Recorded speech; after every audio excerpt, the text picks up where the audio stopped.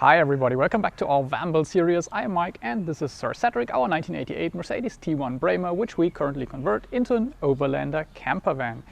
This time we want to build the water system, but it's not just a normal water system, but we want to have drinking water directly from the tap, no matter where in the world we are and no matter how reliable the source of the water may be.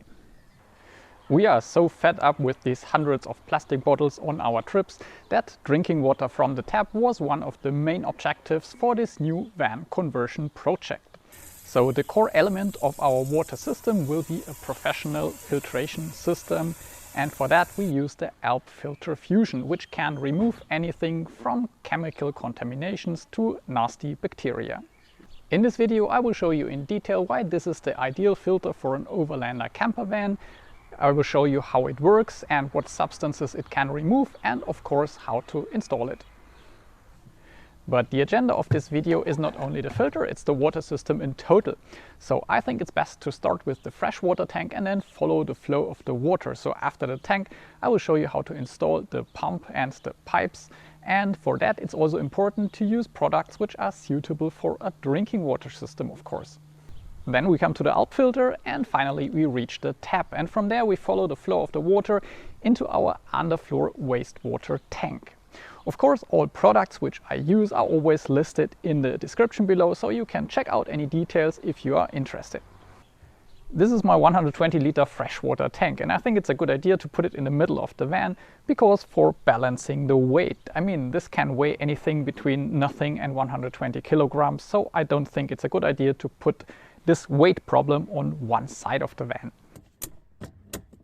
The tank is fastened with strong tension belts and the mounting brackets are bolted to the floor subframe with anchor nuts, so there is no chance that the tank is going anywhere. The tank gets a Votronic tank electrode, which measures the water level. For installation we have to drill a 38mm hole with the hole saw and then cut the electrode to a height slightly above ground. Then we have to set the correct height of the tank and connect the 3 wires to our Votronic Jupiter onboard computer. It's a plus and a minus cable and one for the signal.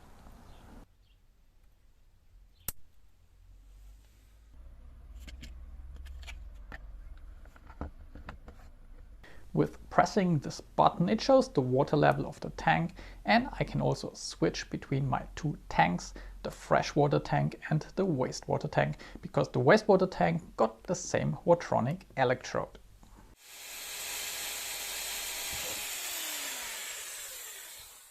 For the tank we need 2 more holes. Number 1 is for the pipe of the pump and the second one is for ventilation. My pump is a Lilie LP061 Whisper King, and also my pipes are from Lilie, and they are specifically designed and approved for a drinking water system, and that's of course very important because for sure not any pump and any plastic pipe on the market are rated for that. So better check twice if you want to drink the water from your tap. This pump is a high pressure pump, which means it produces a pressure of 3.1 bar or 45 psi, and this kind of pressure is also necessary for the filtration system. It would not work with a cheap submersible pump.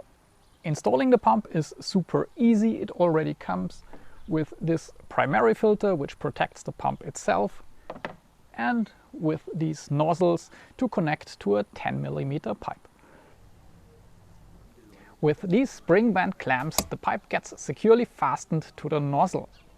And yes, first time you startle because it clicks and you think it's the finger, but they are really cool to work with and really a good item.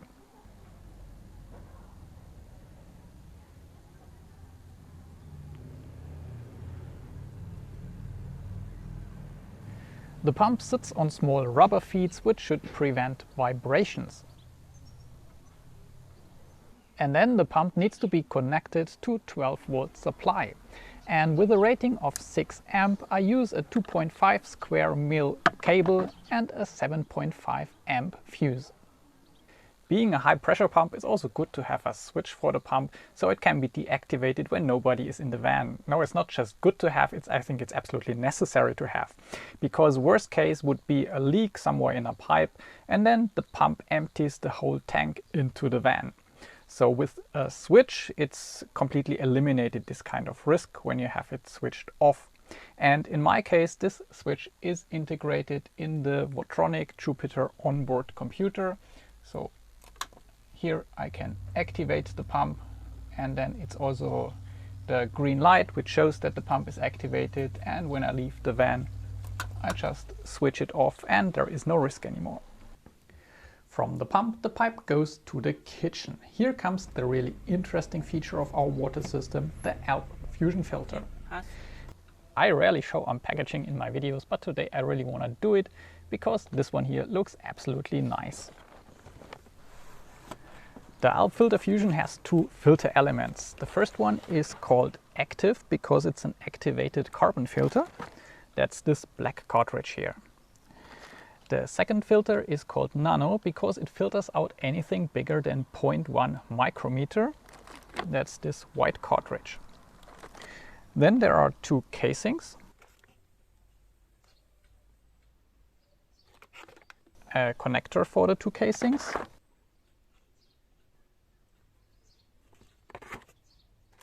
And a bunch of nozzles to connect the filter to a 10 or 12 millimeter pipe. And all of that looks really extremely high quality. It's manufactured in Germany and not somewhere in China. Why do I think such a filter is an absolute must-have in a camper van? Of course, plastic bottles for drinking water are an absolute no-go in today's world, I think, because obviously they create mountains of waste, but in a camper van they also occupy precious space. In a country like Germany, you can drink water from the tap anyway. It's stronger regulated than drinking water from a bottle. Yes, that's true. And so you would not need such a filter. But we want to travel in other countries where I do not absolutely trust the water from a public tap.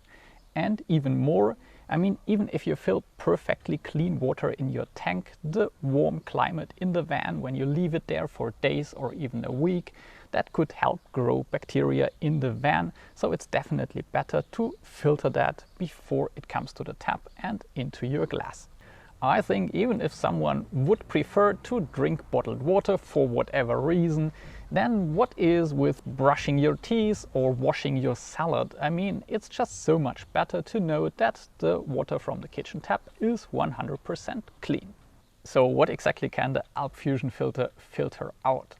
It eliminates chemical substances like chlorine, DDT, PCB or dioxin. It also filters out any pharmaceutical residues, heavy metal substances and pesticides, and also stainings and bad smells. The nano filter filters out anything bigger than 0.1 micrometer as said before, and that is 99.999% of all harmful bacteria or microbes, but also microplastics.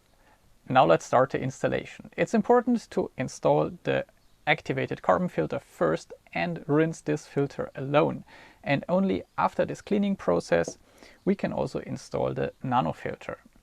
Then it's also important to be careful with the water flow, but that's also indicated here on the casing. So the water flow goes in this direction. And it's important to have the activated carbon filter finally then in front of the nano filter. Okay, first we have to remove the bottom of one of the casings and the top of the other casing.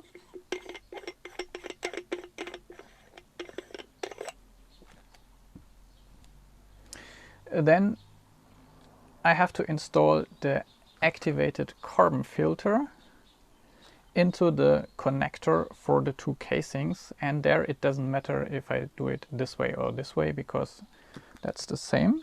So carefully press that into the connector.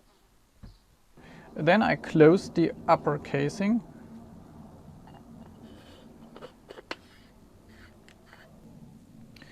And I closed the lower casing without the nano cartridge at this moment.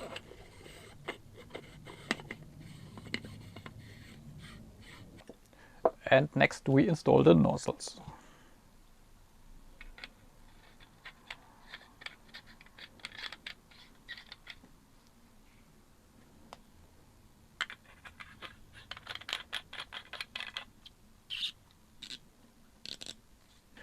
And these are then the fast connectors, which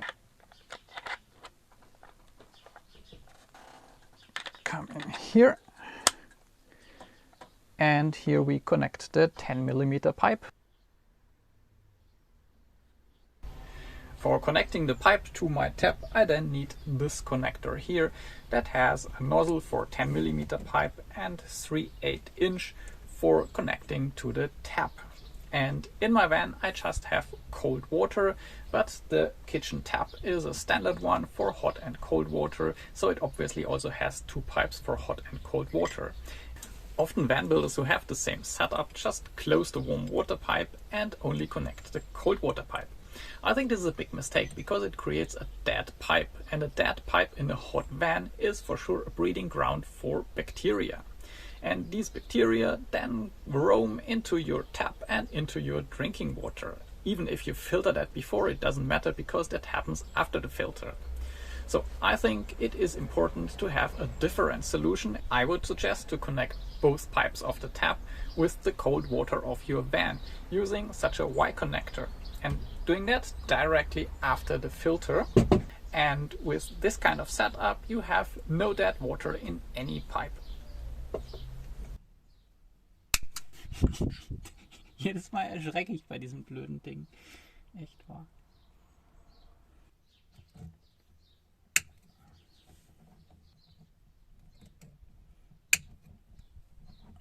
The mounting bracket is included in the Fusion filter set.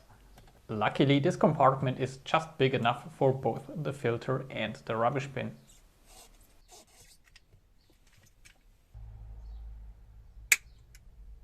We decided to run the pipe with two loops to avoid narrow curves, which could just reduce the water pressure. Okay, let's check if the pump works, and hopefully there are no leaks. For that we have to switch on the pump, of course. The water runs, and this is now also the necessary rinse for the activated carbon filter. Yeah, and it also seems all pipe connections are dry. That's good. So we can install the nano filter next. And of course we have to switch off the pump for that. The filter can easily be removed from the pipe system with these fast connectors. And we can install the nano cartridge in the second casing.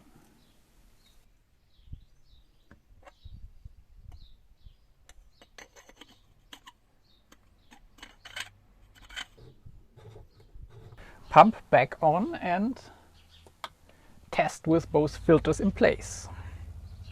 So there's surely a little bit of air now in the pipe.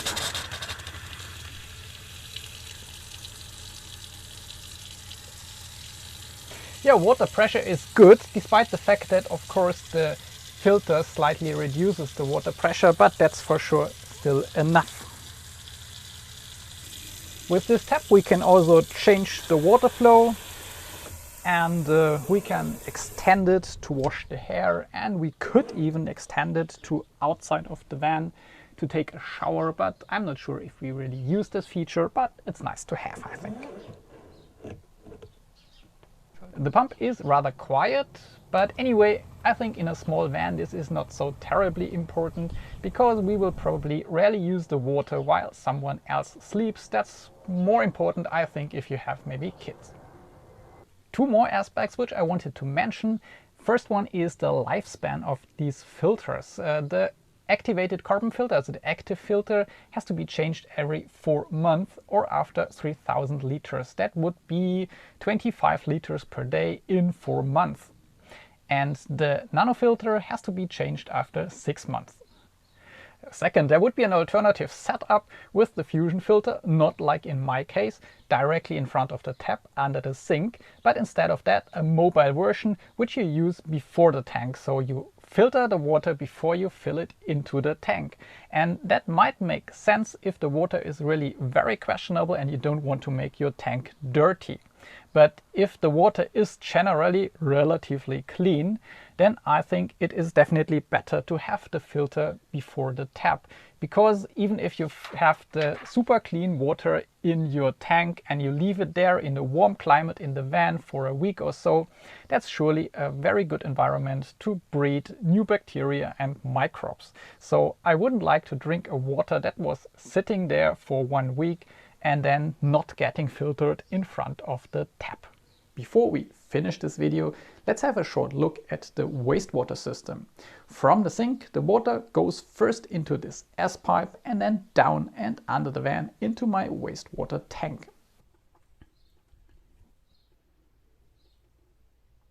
The second wastewater pipe comes from the compost toilet, because we don't have a canister for the piss. If you are interested in the setup of our toilet, we have a detailed video about that, which is linked somewhere up here. We have also a full video about our wastewater tank, so I don't want to go into the details here again. If you want to see more about it, I have also linked this video up here. Most important is we can empty the tank at any campsite, which has the possibility to tap wastewater, and we only have to open this big ball valve. Well, enough for this video. If you enjoyed it, please like, share, comment and subscribe, and maybe also turn on the notification bell that you don't miss the next episode. See you next time.